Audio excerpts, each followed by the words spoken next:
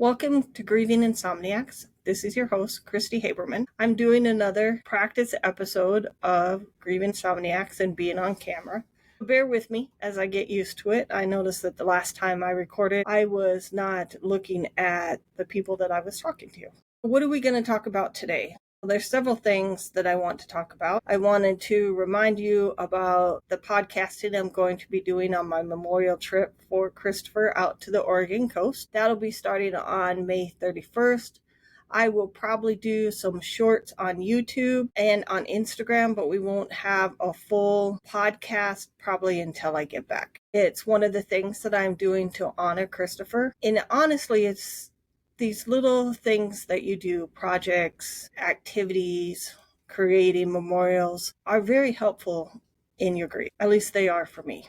I went over the list of podcast episodes that I have done over the years. I have never done one on how do you know what kind of help you need? If you're a grieving parent and you are struggling and you think to yourself, I know I need help. I need help from someone, but I don't know what kind of options I have. I don't know who I want to see. I don't know what I need. I'm going to go over some of the options that you have for grief therapy and then go over the different types and just give you some information about that. When it comes to grief therapy, one thing that I want you to know, there's an awful lot of programs out there that say that they are certified. They are certified in grief therapy. This program will help you get over your grief. None of that is science-based. These grief therapy certifications that are out there do not have the research behind them to prove that they are effective.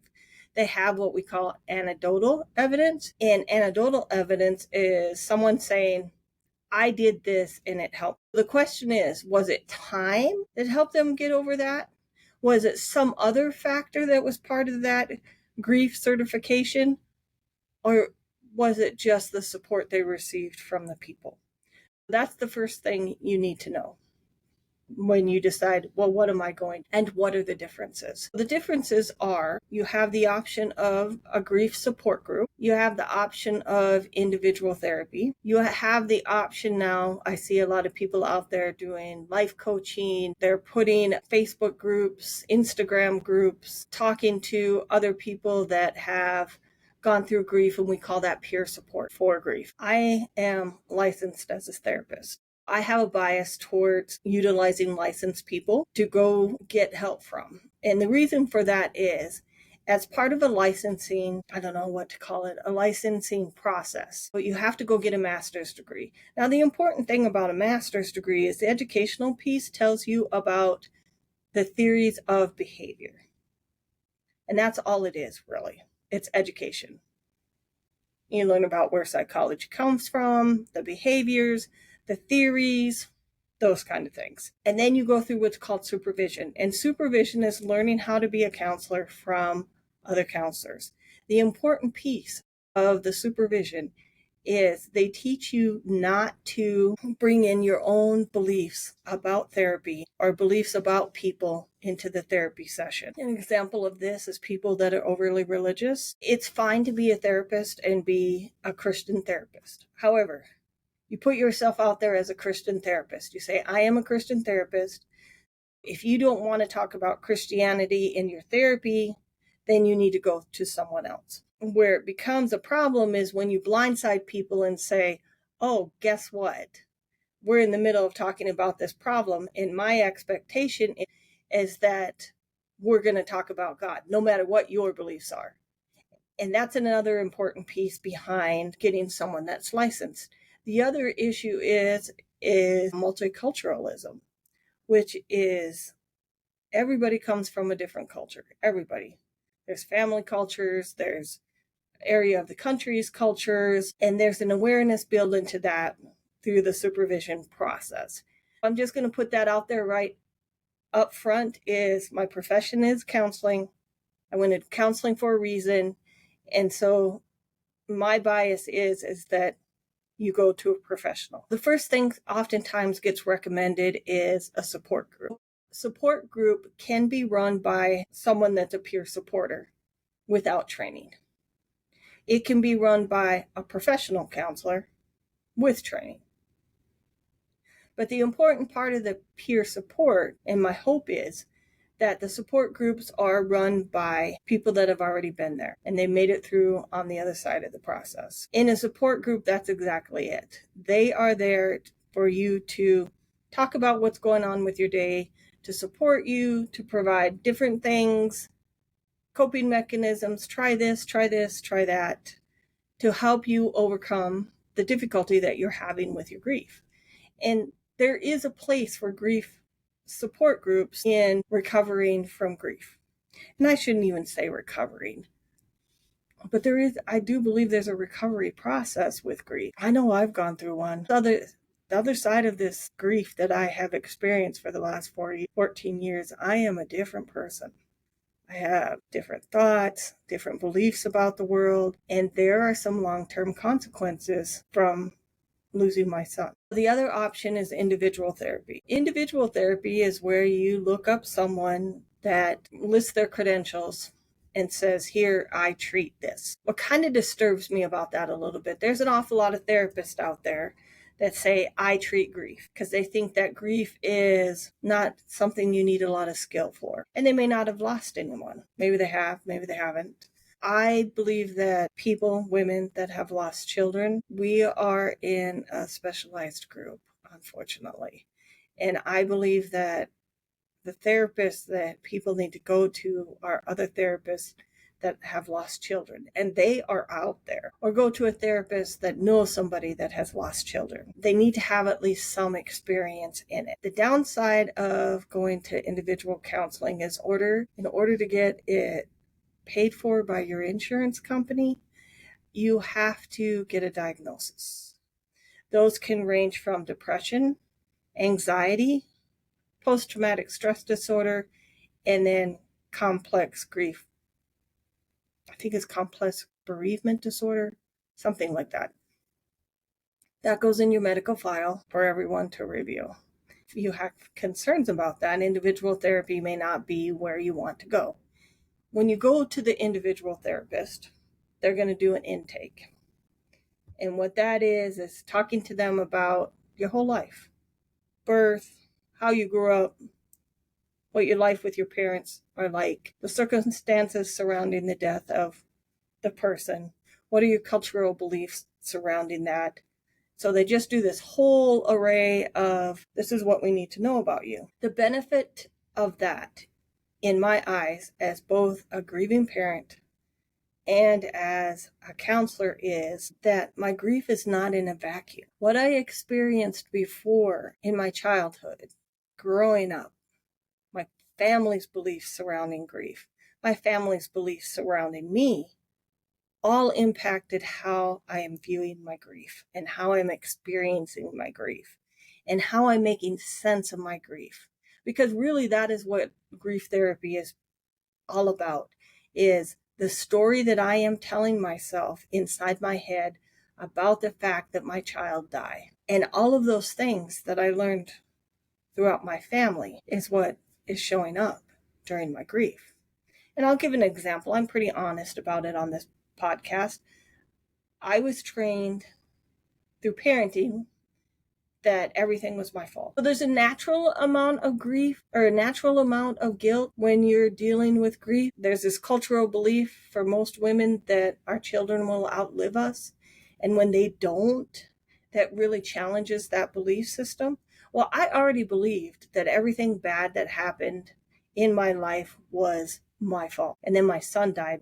So now I'm really at fault. So for me, recovering from my grief, I have to delve into learning that not everything is all my fault. And most certainly Christopher dying was not my fault. And I still struggle with that throughout the years. I'll have these memories, and we all have them, of things we wish we had done better with our children. And I still feel guilt and shame because I think I should have done it better, right? If I had done it better, then he wouldn't be dead. But that's not reality. We call that reality testing. I do a lot of reality testing of my own thoughts. That's what a therapist is going to do, is going to help you walk through, okay, so these belief systems that you have developed surrounding the death of your child, how many of them are valid? Are they based in reality? And if they are based in reality, how can we help you cope with this reality?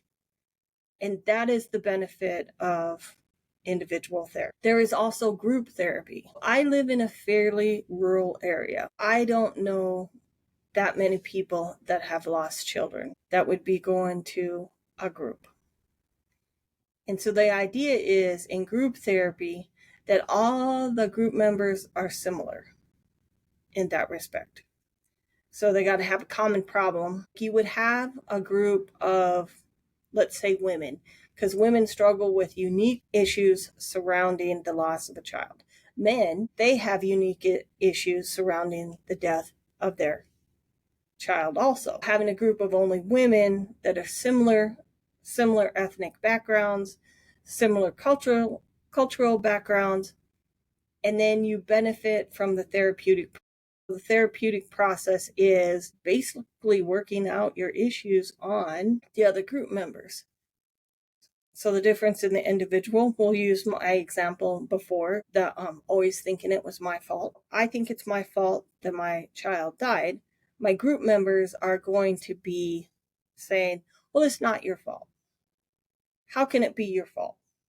And then through this process of interacting with my group members, and then hearing them say, well, I thought it was my fault too, or it was my fault too. The difference between that and a support group is a group therapy is led by a group therapist. And so they use the group process, we call it, to do the healing part. So after the group becomes a functioning group, they interact and help each other. And then the therapist is just there to keep the conversation going. In my rural area, I don't know that I would have gone to group therapy because there's some drawbacks to that. I don't know about anybody else, but I don't want to be vulnerable in a group. I just don't. And I'm in a rural area. I'm a professional. So in my case, I'm a professional counselor. So I'd get into that group and then I would start to try to take care of other people. Right? But you could be a doctor. You could be a lawyer. You could be a teacher. And you're in this group with your community members, and that can feel a little uncomfortable. Or you could be parents in your child's school with other parents that have lost children. But like I said, I live in a rural area, so there's maybe one or two, and that's not a lot for a group. You have to make yourself vulnerable if you're going to do it in group therapy. For me, it's a little bit better in individual therapy because then I can not worry about having to take care of other people. And that is my first tendency if I were to in a group. I feel the same way about the peer group, support group. In my local area, I am a therapist here. If I'm seeing parents in my group therapy or my support group session, I cannot see them for counseling because it's called a dual relationship. But there might be somebody in that group that I've already counseled before. So then I can't go to that group because I know more about them than I should have known about them. That also was not an option for me at the time. But it's also something to consider if you're going to a grief support group, is there might be people in there that you know that you interact in this other part of your life, and can you manage that? Can you manage the conflict that will occur? And it does occur because then you're in this situation. Maybe they're your boss and you go and you see your boss, and now you got to be a professional in talking to your boss, but you see him crying the night before over the loss of his child. It's a struggle. Then there are the tendencies. Some people like to hide. I don't know how to explain it besides that, where being in a group makes them feel safer. They don't feel necessarily so much on display as if they would in individual therapy where it's just you and the therapist. And so they can not feel so alone. And I think that's the other part of losing a child that I think it's hard for people to understand is there's such a wide array of emotions surrounding the loss of a child that some of those emotions bring about feelings of shame. Like, I am angry and was angry at my son for a long time. He knew our family history of substance abuse, that Our genetics predispose us to alcoholism. Knew that. He was a smoker. He was in nursing school. Like, he knew that smoking, I believe it is, don't quote me on this, but I believe it increases your risk of cancer. I looked it up one time. 5 times. Not only did he drink, but he was also an alcoholic at 25. And I'm angry about that, but he died. So like, how do you be angry at a dead person? Like, and how do you manage your emotions surrounding that? And how do you not feel bad about that? And then how did I not know? We lived 3 states away from each other, but I didn't know. So there's all kinds of those emotions that are going to come out in these various settings, and then you have to decide which one is appropriate for you.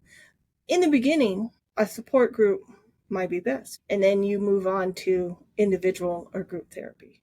Sometimes individual therapy you need in the beginning, and then you need to go to grief support groups.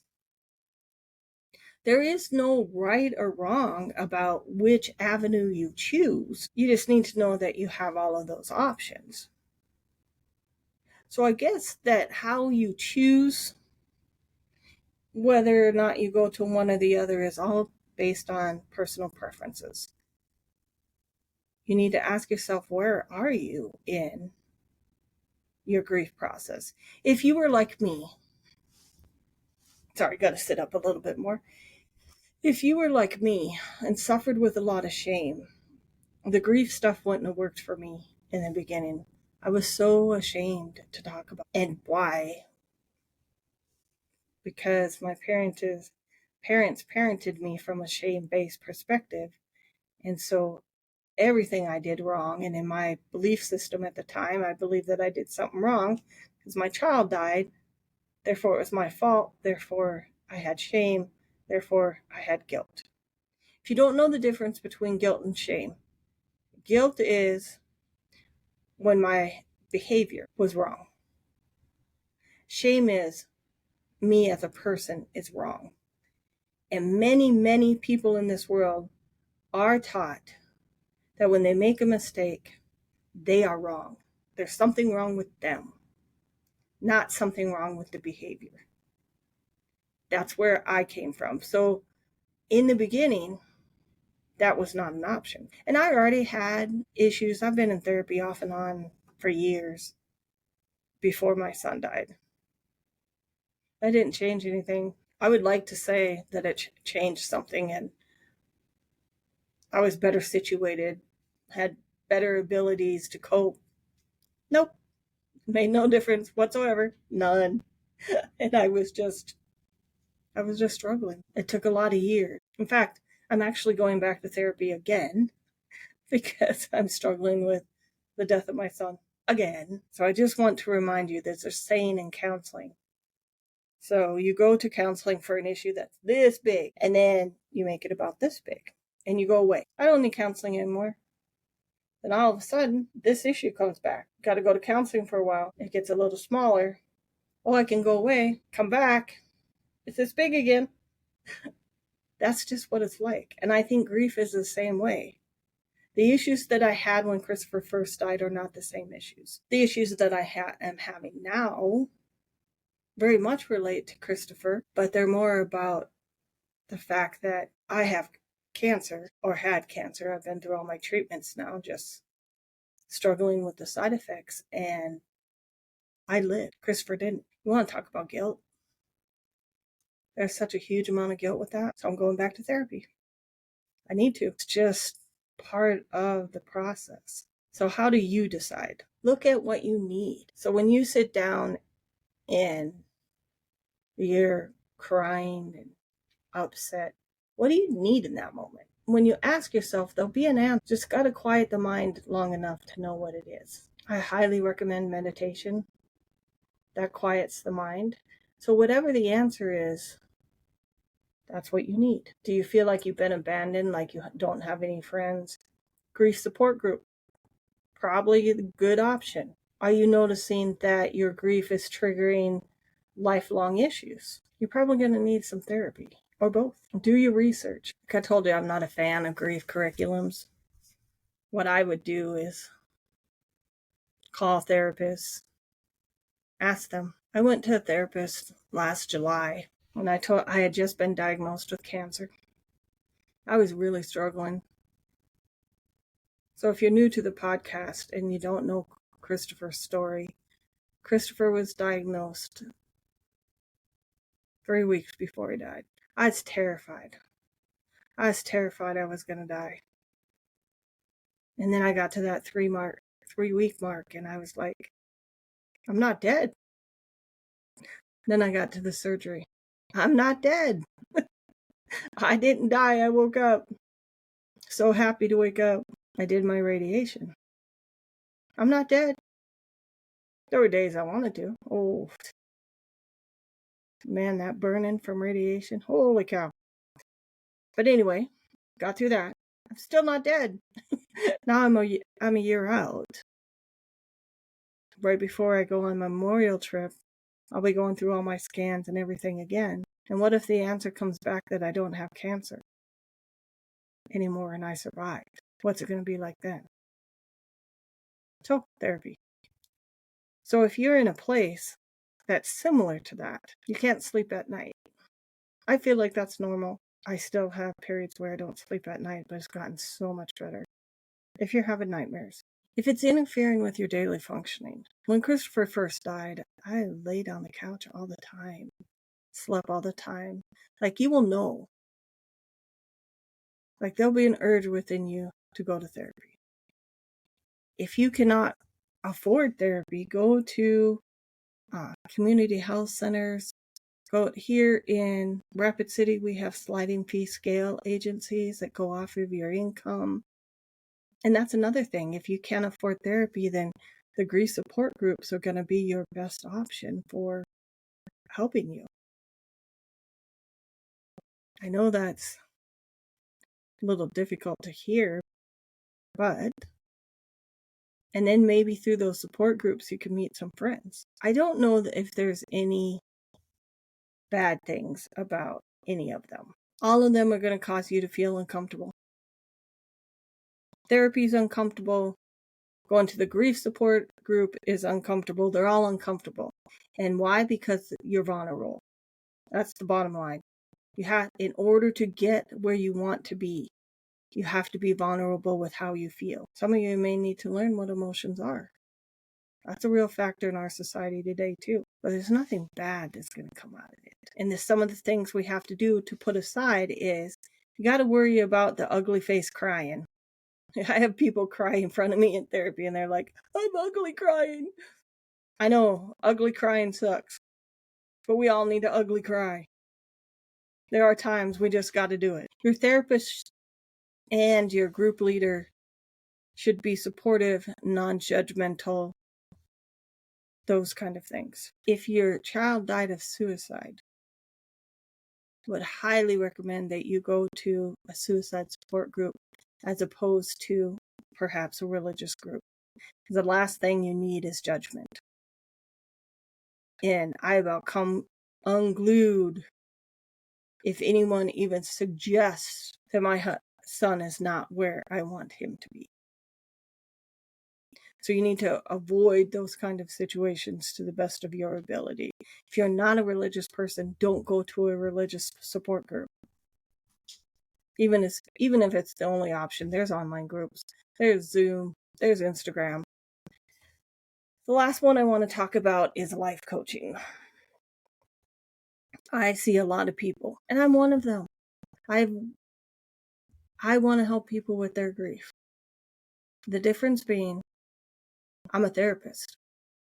And as a therapist, I recognized when my son died that one, therapists aren't trained very well in grief. Two, in order to be effective with grieving moms, you need to have lost a child. Be non-judgmental and empathetic. The difference with life coaching people is they may have the experience, but I don't know if they have the other skills that are needed. So one of the most important things about being a therapist is you do not tell people what to do. People have to have autonomy. And what that means is that the freedom to choose. So when I'm working with people, I do not say, I think you should do that. You have to do this. What I say is, I recommend this. They come back and see me the next time. How did you like my recommendations? Well, they didn't work. Okay. So then let's talk about what we need to change so that they do work. But there's no judgment in that. And I worry about that with people that don't know how to put their judgment aside. And that's part of that professional skill that people learn. So I really worry. And the other thing that I worry about is sometimes these people put out there that, hey, I know the way. Just follow me. Follow what I've done, do what I do, and you'll be better. So the person, and this would have been me, I'd have followed you. And what if I hadn't gotten better? I would think that it was me, that there was something wrong with me. That's why you never tell people what to do, because what works for him over there might not work for me. And what works for her may not work for me. So being able to navigate that with people, and then sometimes people can become very dependent on other people.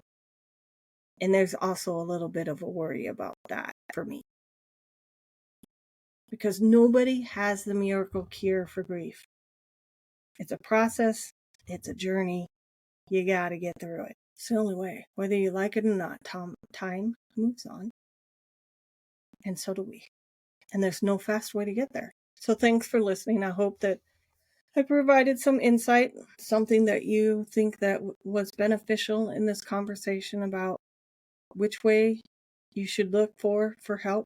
If you have any questions, leave comments down in the description box. Thank you for listening. This is Christy signing off. I'm going to try to get better at recording on a more regular basis, and thanks for listening.